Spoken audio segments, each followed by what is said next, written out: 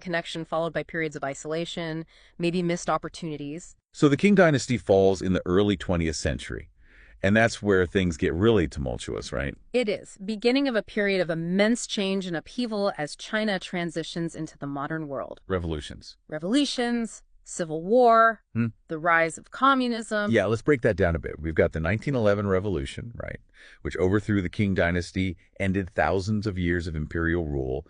Then the Chinese Civil War erupts. Communists versus the nationalists. Exactly. And in 1949, after decades of struggle, the communists, led by Mao Zedong, come out on top. Establish the People's Republic of China. Huge turning point. Absolutely. Shapes everything that comes after. And I have to admit, I've always been a little confused about the Great Leap Forward. It was supposed to be this massive effort to modernize and industrialize, but it ended in disaster, right? Unfortunately, yes.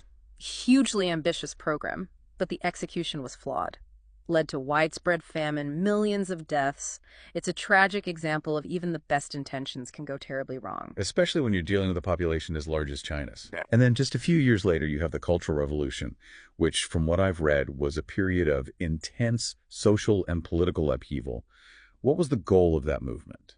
Mao launched it to kind of purge China of what he saw as, well, bourgeois and capitalist elements. Oh, okay. It was a time of great turmoil. Intellectuals, anyone deemed counter-revolutionary, was persecuted. So much change, so much turmoil.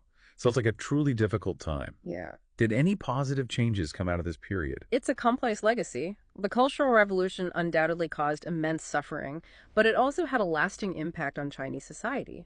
Greater emphasis on education and healthcare, even though those systems were deeply disrupted during the revolution itself. It's amazing how China managed to bounce back from such a tumultuous period. What happened after Mao Zedong's death in 1976? There was a period of political maneuvering. Eventually, Deng Xiaoping came to power.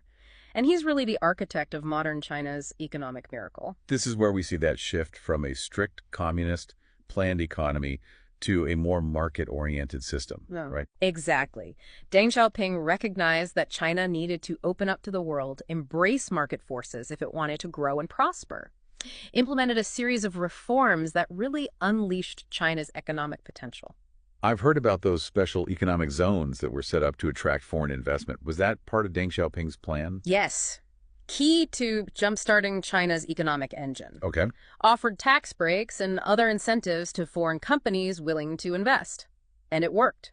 Foreign investment poured in, bringing with it new technologies, management expertise. It's incredible to think how much China has changed in such a short period.